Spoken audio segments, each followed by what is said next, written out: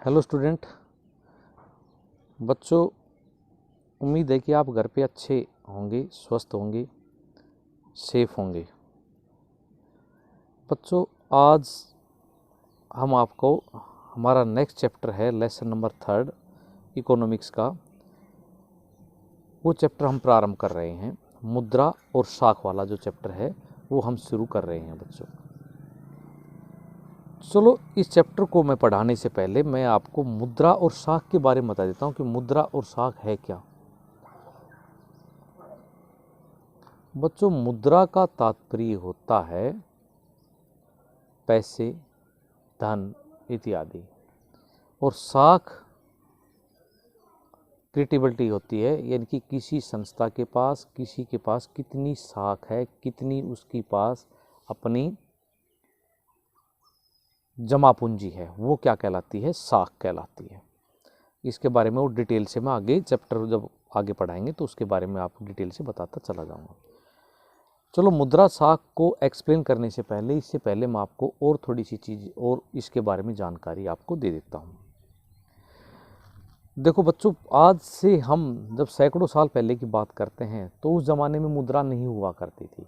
उस ज़माने में बच्चों हम क्या करते थे, वस्तु विनिमय प्रणाली थी, यानी कि आपको कोई चीज़ दे दी, उसके बदले दूसरी चीज़ परचेज कर ली। जैसे मान ले किसी के पास गेहूँ है तो उसको गेहूँ दे दिए और चने उससे ले लिए, या किसी के पास कोई दूसरी चीज़ है उससे कोई दूसरी चीज़ ले ली, तो वो थी वस्तु विनिमय। विनिमय होता है आदान प्रदान करना, और वस्तु विनिमय प्रणाली प्रचलित थी। लेकिन जब से मुद्रा आई है, यानी कि पैसे आए हैं, उसके बाद से क्या हुआ है कि मुद्रा प्रणाली प्रचलित हो गई है, यानी कि वस्तु विनिमय प्रणाली समाप्त होकर हम कोई भी चीज़ मुद्रा के माध्यम से खरीद सकते हैं। इसके अंदर बहुत सारे एग्जाम्पल भी आएंगे, आपको वो सारे एग्जाम्पल हम साथ साथ एक्सप्लेन भी करेंगे। तो बच्चों, आज हमारा मुद्रा और साख का जो चैप्टर है उसके बारे में हम आपको पढ़ा रहे हैं। तो देखो बच्चों, मुद्रा का इस्तेमाल हमारे रोज़मर्रा के जीवन में एक बहुत बड़ा हिस्सा है। हमारे चारों तरफ देखिए, आप किसी एक दिन में मुद्रा से जुड़े कई सौदों की पहचान कर सकते हैं। जैसे कैसे? जैसे आप सब्जी लेने गए तो आप ये नहीं कि आप उसको कुछ दे के आओगे, आप वस्तु बदलवा के लाओगे, नहीं, आप पैसे दोगे तभी आप उसे सब्जी लेके आओगे। आप चप्पल खरीदने गए, आप जूते लेने गए, आप कोई कपड़े परचेज करने गए, या आप किसी प्रकार स्टेशनरी का सामान ले गए, तो आप केवल पैसे के माध्यम से, मुद्रा के माध्यम से उसको बदल पाओगे। ऐसा नहीं कि आप गए बाज़ार के अंदर, आपके पास सब्जी होती है, आप उसको सब्जी दिए आए और आप उसे चप्पल ले आए, नहीं, वो नहीं होता। वो पुराने ज़माने में ऐसी चीज़ें होती थी जब मुद्रा प्रचलित नहीं थी, वस्तु विनिमय प्रणाली थी। उसी चीज़ को मैं फोकस कर रहा हूँ। तो क्या आपने इनकी सूची बना रखी है कि बहुत सारे लेन देन आप देखेंगे कि मुद्रा के जरिए वस्तु खरीदी व बेची जा रही है। ऐसे कुछ लेन देन जो मुद्रा के बदले सेवाएं प्रदान किए जाते हैं, लेकिन कुछ मामलों में ऐसे लेन देन होते हैं जो मुद्रा का कोई आदान प्रदान नहीं हो, केवल बाद में भुगतान होता है। क्या आपने कभी सोचा है कि खरीदारी मुद्रा के जरिए क्यों होती है? और क्योंकि उसका कारण है, बहुत स्पष्ट है, कि जिस व्यक्ति के पास मुद्रा है वो मुद्रा के माध्यम से भुगतान कर सकता है, फिर उस मुद्रा का इस्तेमाल अपनी ज़रूरतमंद जो चीज़ें होती है उसके लिए वो खरीदता है। अब देखो, ये एग्जाम्पल मैं आपको बता रहा था ना बच्चों, अब वही चीज़ आ गई। फिर देखो, एक जूता निर्माता का उदाहरण देखिए। वह बाज़ार में जूता बेचकर गेहूं खरीदना चाहता है। जूता बनाने वाले पहले जूते के बदले मुद्रा प्राप्त करेगा और फिर मुद्रा का इस्तेमाल क्या करेगा, गेहूं खरीदने के लिए। हम किसान का भी एग्जांपल ले सकते हैं। किसान जैसे मान लें अपनी कोई फसल बेचता है, जैसे सरसों है, सरसों बेच के आता है, तो सरसों बेचने के बाद उन पैसे का यूज़ कैसे करता है, कोई वस्तु खरीदने के लिए करता है। ये नहीं कि वो उसको ज़रूरत है स्टेशनरी की, वो जाके स्टेशनरी दुकान पे क्या सरसों ले लो और मेरे को स्टेशनरी दे दो, ऐसा नहीं है।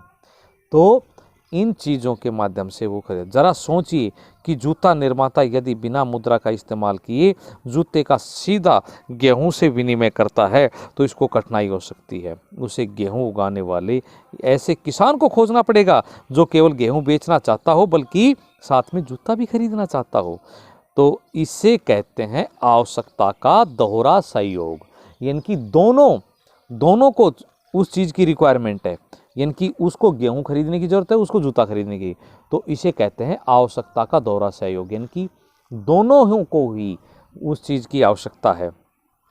तो वस्तु विनिमय प्रणाली के अंदर ये होता है, जहां मुद्रा का उपयोग किए बिना वस्तु को खरीदा जाता है तो वहां आवश्यकता का दोहरा सहयोग होना अनिवार्य है।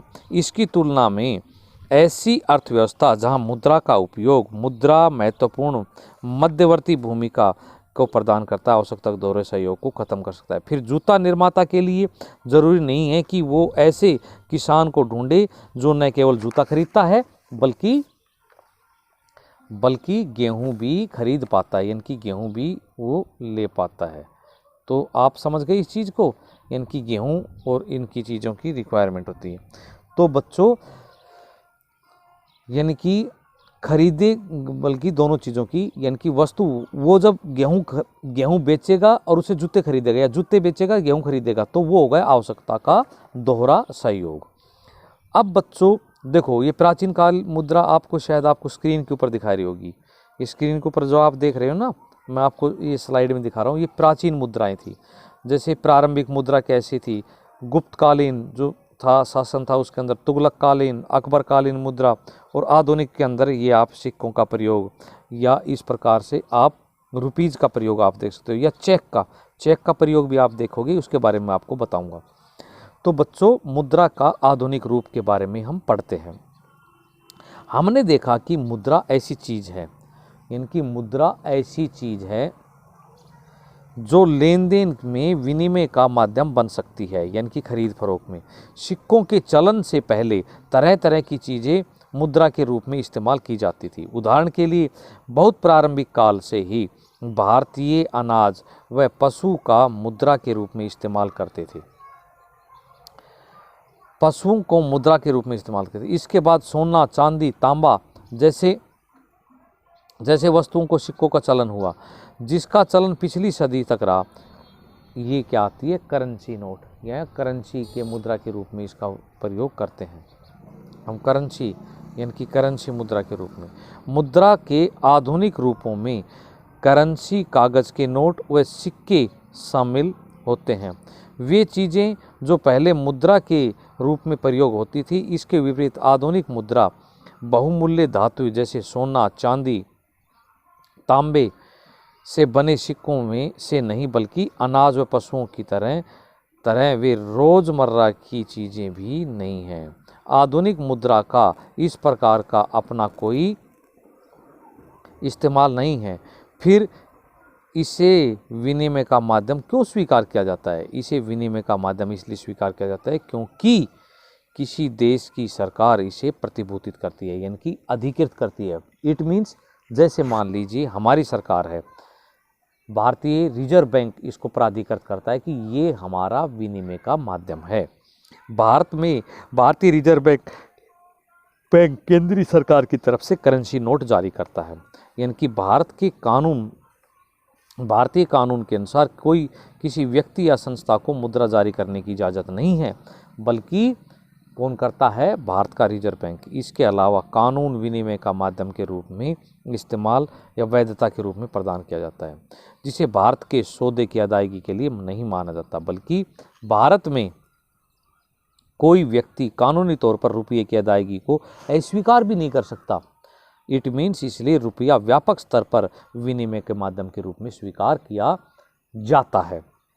बैंकों में निक्षेप, लोग मुद्रा बैंकों में निक्षेप के रूप में भी रखते हैं। किसी समय पर लोगों को रोज़मर्रा की आवश्यकताओं के लिए कुछ ही करेंसी की जरूरत होती है। उदाहरण के लिए हर महीने के आखिर में वेतन वाले मजदूर के अतिरिक्त नगद होता है। लोग इस अतिरिक्त नगद का क्या करते हैं? वे इसे बैंकों में अपने नाम जमा खाते में खोल देते हैं और उसके अंदर जमा कर देते हैं। जब इस तरह के लोगों को धन की या बैंकों के पास सुरक्षा की जरूरत होती है तो उसे सूद समेत, ब्याज समेत उसको वापस ले लेते हैं। लोगों को अपनी आवश्यकता के अनुसार इसमें से धन निकालने की सुविधा होती है, क्योंकि बैंक जमा खाते जमा धन का मांग के रूप में भी निकाला जाता है और इसलिए इस धन का जमा मांग के रूप में भी इस्तेमाल किया जाता है। मांग जमा एक अन्य दिलचस्प सुविधा देता है। यह सुविधा इसे मुद्रा के रूप में, विनिमय के माध्यम के रूप में मुख्य महत्वपूर्ण लक्ष्य प्रदान करता है। आपने नगद की बजाय चेक से भुगतान के बारे में सुना होगा। चेक से भुगतानकर्ता जिसका बैंक का खाता होता है एक निश्चित रकम के लिए चेक काटता है। चेक एक ऐसा कागज का टुकड़ा होता है जिसके माध्यम से वह खास रकम का भुगतान करने की अदा किया जाता है। इट मीन्स हम चेक के माध्यम से, जैसे आप देख रहे हो ये चेक है, ये चेक का प्रतिभूतित है, ये जिसके नाम काट दिया जाता है वो भी एक मुद्रा का ही एक रूप, संक्षिप्त रूप माना जाता है चेक को। तो इस तरह हम देखते हैं कि मांग जमा में मुद्रा के अनिवार्य लक्षण मिलते हैं। मांग जमा के बदले चेक लिखने की सुविधा से बिना नगद का इस्तेमाल किए सीधा भुगतान करना संभव हो जाता है, क्योंकि मांग जमाओं को करेंसी के साथ साथ व्यापक स्तर पर भुगतान का माध्यम भी स्वीकार किया जाता है। आधुनिक समय में ये एक मुद्रा का रूप ही समझा जाता है। यहाँ हम बैंक की भूमिका को याद रखेंगे और उसको आधुनिक जो जमा करेंसी है या बैंक के अंदर जो जमा करेंसी है उसके रूप में उसको प्राधिकृत करेंगे, यानी कि उसके रूप में उसको मानते हैं, उसके रूप में उसको स्वीकार करते हैं। अब बैंकों की ऋण संबंधी गतिविधियों के बारे में एक टॉपिक हम अपना ये कवर और कर लेते हैं और फिर बाद में हम नेक्स्ट करेंगे। देखो, बैंकों की ऋण संबंधी गतिविधियाँ, ऋण क्या होती हैं? जैसे मान लीजिए किसी को किसी चीज़ की नीड होती है, आवश्यकता होती है, पैसे की ज़रूरत होती है, वो या तो किससे लेगा, साहूकार से लेगा या रिश्तेदार से लेगा, किसी से लेगा। उसकी ब्याज दर काफ़ी अधिक होती है, जबकि बैंकों की जो ब्याज दर होती है वो काफ़ी कम होती है। तो इसलिए बैंक कम ब्याज दर पर भी ऋण उपलब्ध कराता है। तो बैंकों की कहानी को आगे बढ़ाते हैं। बैंक जनता से जो धन जमा खातों में स्वीकार करता है उसका क्या करते हैं? यहाँ एक दिलचस्प कार्यविधि पर काम करते हैं।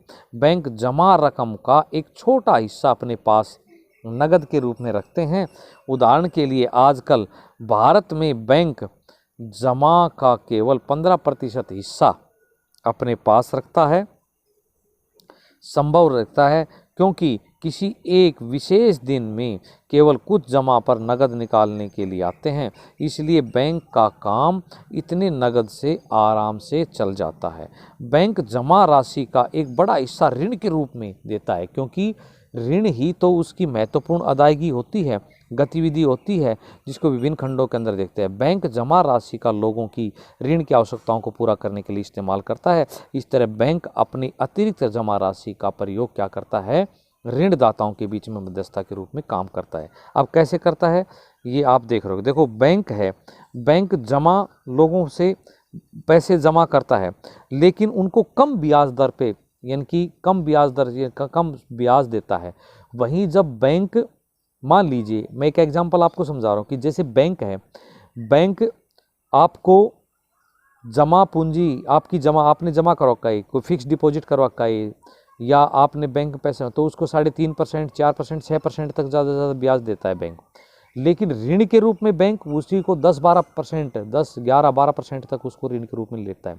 यानी कि तो बैंक का जब ऋण देता है तो 12% और अपने पास रखता है तो मैक्सिमम 6%। तो बैंक का जो इनकम हो गई वो 5 या 6% हो गई। तो 5 या 6% जो हो गई वो बैंक की क्या हो गई? अपनी इनकम हो गई, यानी कि उसकी अपनी नेट ग्रोथ हो गई, यानी कि वो उसकी इनकम हो गई। तो वो इनकम के अंदर काउंट होती है। तो इट मीन्स ये हो गया कि बच्चों की बैंक की जो जमा राशि होती है उस जमा राशि के अंदर वो एक बड़ी पूंजी ऋण के रूप में देता है, ताकि उसकी अपनी जो अदायगी है वो समय पर की जा सके, ऋणदाताओं को ज़्यादा से ज़्यादा ऋण दिया जा सके और उसके साथ साथ उसकी अपनी जो इनकम है वो भी अधिक से अधिक हो। तो इस प्रकार से बच्चों आज ये टॉपिक मैंने आपको करवाया।